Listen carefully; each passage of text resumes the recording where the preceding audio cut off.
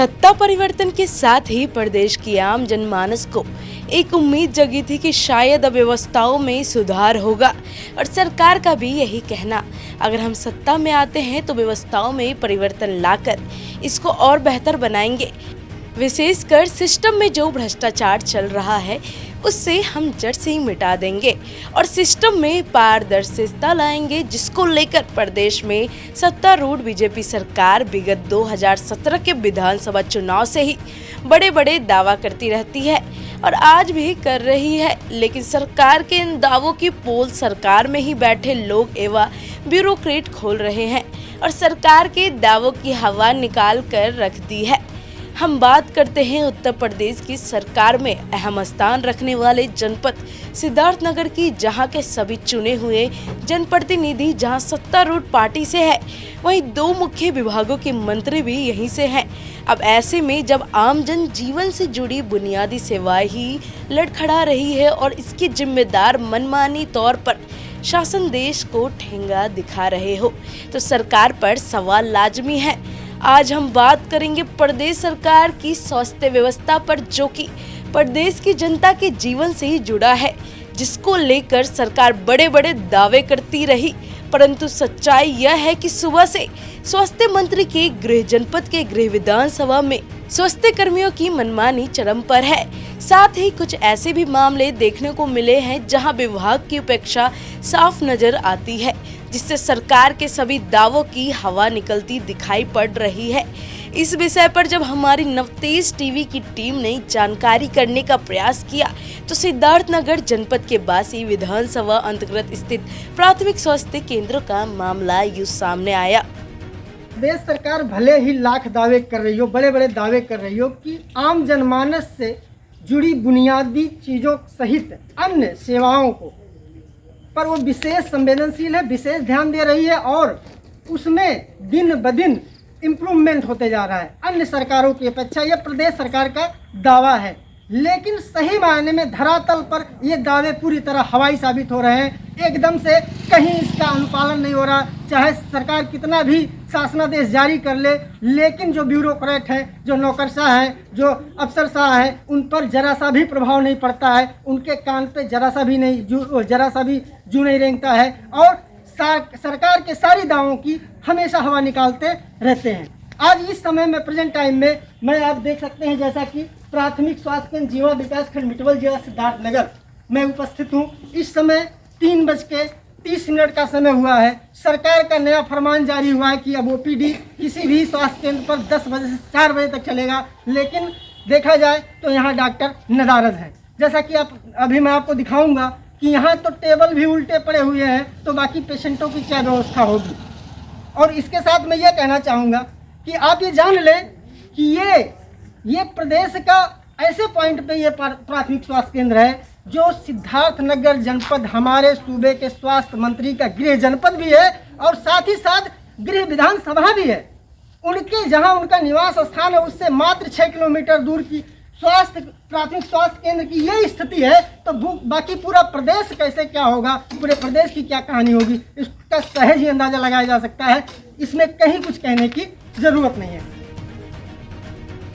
ऐसा स्वास्थ्य केंद्र है जो एक बहुत बड़ी आबादी को कवर करता है, परंतु यह पूरी तरह विभागीय पक्षा का शिकार है। बताया जाता है कि यहाँ पहले तो डॉक्टर हुआ करते थे, लेकिन उनको सामुदायिक स्वास्थ्य केंद्र पर अटैच कर दिया गया और बाद में वहाँ अधीक्षक के पद पर नियुक्त कर दिया गया, जिससे यहाँ डॉक्टर का पद खाली हो गया और तभी से सिर्फ एक फार्मासिस्ट, वार्ड बॉय और स्पेयर के सहारे यह अस्पताल संचालित है।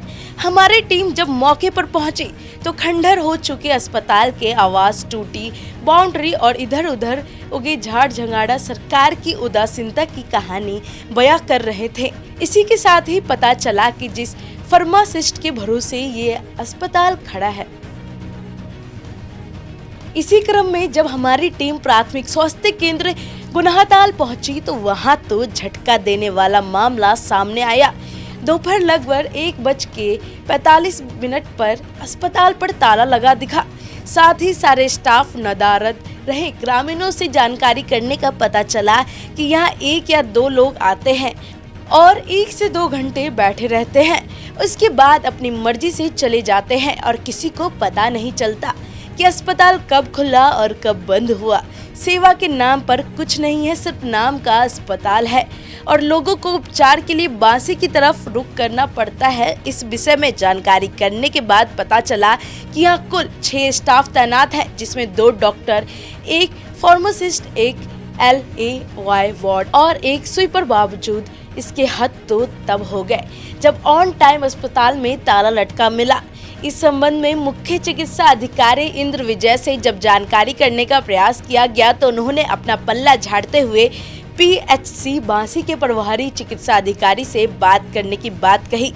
समझ से परे है कि उन्होंने ऐसी बात क्यों कही, क्योंकि CMO कार्यालय का भार भी प्रभारी चिकित्सा अधिकारी PHC बांसी पर है या कुछ और है। बहरहाल इसके अगले दिन ही CMO सिद्धार्थनगर की कोरोना रिपोर्ट पॉजिटिव हो गया और वह आइसोलेशन में चले गए, जिससे वो कुछ भी बोलने से रहे तो अन्य जिम्मेदार भी इसकी जिम्मेदारी लेने से कतराते रहे।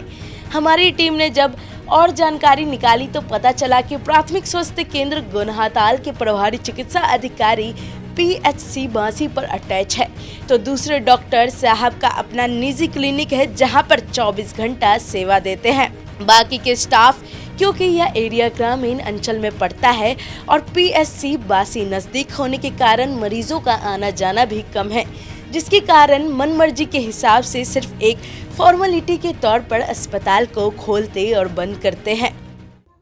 गोनहाताल अच्छा, ये सामने क्या बना है जो पीछे आपके है? अस्पताल बना है, तो ये बंद क्यों है? ये बंद भाग के जात है, खाए उनके कोरोना धैले। नहीं बताइए, आखिर अभी तो समय है, अस्पताल तो खुला रहता है, किसी को भी कोई दिक्कत हो सकती है, कभी भी हो सकती है। अब आया घूम घूम एक गोल चल चल जाते रहता नहीं बाटा तो दवाई क्या दे। तो गांव के लोगों का जब तबीयत खराब होता है, चूंकि यहाँ अस्पताल है, तो गांव के लोग क्या यहाँ कैसे बासी जाला बासी जाते हैं? सबका यहाँ दवा वगैरह नहीं ये उपलब्ध? काम मिला था, अच्छा, कुछ नहीं उपलब्ध हो कुछ नहीं पाता होता है, ऐसे अक्सर बंद रहता है ताला। सब बंद रहा था। अभी देखिए, अभी यहाँ के स्टाफ नर्स और जो स्वीपर थे और यहाँ प्रसव केंद्र की जो है, आपका कौन सा डेजिग्नेशन है? BSW। ये यहाँ थी, चूंकि प्रसव केंद्र में एक पेशेंट है तो ये थी, लेकिन प्राथमिक स्वास्थ्य केंद्र का कोई भी कर्मचारी, कोई भी अधिकारी या कोई भी स्टाफ यहाँ मौजूद नहीं था, सिर्फ 2 लोग, एक स्वीपर और एक स्टाफ नर्स। अभी जब उन्होंने शायद फोन करा है तो ये जो है फार्मासिस्ट है यहाँ पर, क्या शुभ नाम पड़ेगा आपका? बाल मुकुंद त्रिपाठी जी। आप यहाँ फार्मासिस्ट हैं, यहाँ कुल कितने स्टाफ हैं? 7 स्टाफ हैं। थोड़ा सा उनका बताइए, पद और नाम बताइएगा। मेडिकल अफसर। हाँ, क्या नाम उनका? रतनदीप। वो कहाँ से बिलोंग करते हैं? पता नहीं किस के भी नए आए हैं। अच्छा, तो यहाँ परिसर में तो आवास बने हुए हैं, तो वो है क्यों नहीं इस समय? उनके बारे में हम बता दें। और अगला स्टाफ? स्टाफ नर्स यही रहते हैं, सुपर यही रहते हैं। हाँ, बाकी डॉक्टर? 3 स्टाफ यहाँ रहते हैं सर। बाकी डॉक्टर? बाकी एक ही डॉक्टर हैं, वो एक ही डॉक्टर? हाँ, एक ही डॉक्टर तो है। वो कब आते हैं और कब जाते हैं, कुछ बताइए? कुछ बोलिए आप। वो कब आते हैं, कब जाते हैं, कब रहते हैं? चूंकि यहाँ सरकार की व्यवस्था है कि यहाँ चूंकि एक बड़ा सा एक जनसंख्या यहाँ जो है यहाँ सफ़र करती है, यहाँ बड़ी सी जनसंख्या का एक प्रेशर है इस प्राथमिक स्वास्थ्य केंद्र पर, तो उनको हेल्थ सुविधा फैसिलिटीज़ मिलने के लिए ये प्राथमिक स्वास्थ्य केंद्र बनाया गया, जिस पे सरकार लगभग, अगर आपके अनुसार 7 स्टाफ है यहाँ परमानेंट, तो आई थिंक लगभग महीने का 10 लाख एक्सपेंस होता होगा मेडिकल और मेंटेनेंस, दवाई, मेडिसिन मेंटेनेंस और सैलरी में। तो ऐसे कंडीशन में जब डॉक्टर नहीं रहते तो लोगों को यह सुविधा कैसे मुहैया हो पाती है? हमारा जहाँ तक भी काम करता है तहाँ तक हम अपना इलाज देते हैं। आप फार्मासिस्ट हैं जी। आप एज ए कंपाउंडर हैं, तो आप कैसे डिस्क्रिप्शन लिखेंगे? वही तो प्रिस्क्रिप्शन समस्या यही खड़ी हो जाती है, डॉक्टर साहब आते नहीं। तो डॉक्टर साहब कहाँ रहते हैं? डॉक्टर के बारे में हम बता नहीं पाएंगे वो कहाँ से आते हैं, अभी नए नए हैं।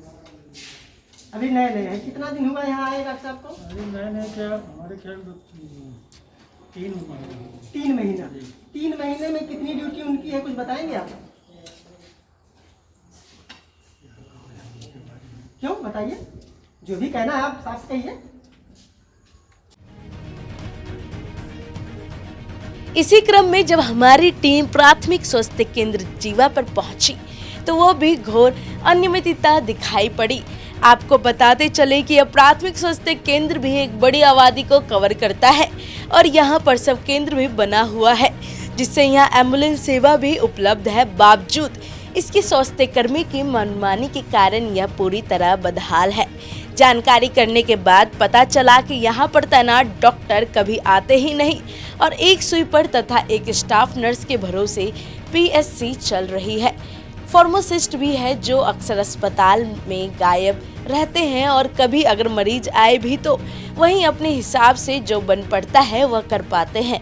अब यहाँ समझने वाली बात यह है कि जब प्रदेश के स्वास्थ्य मंत्री के गृह जनपद एवं गृह विधानसभा में स्वास्थ्य विभाग की स्थिति ऐसी है तो पूरे प्रदेश में कैसा होगा। साथ ही सरकार के बड़े बड़े दावे में कितनी सच्चाई है इसको भी आसानी से समझा जा सकता है। क्या इसी के लिए प्रदेश की जनता ने सत्ता परिवर्तन किया था? साथ ही यह भी सोचने वाली बात है कि इन अस्पतालों पर सरकार जो राजस्व खर्च करती है उसका क्या वह जनता की गाड़ी कमाई का पैसा नहीं है? क्या सरकार इन डॉक्टरों को इसलिए सैलरी देती है कि वो अपनी मनमानी करे और अपनी निजी क्लिनिक को संचालित कर सके?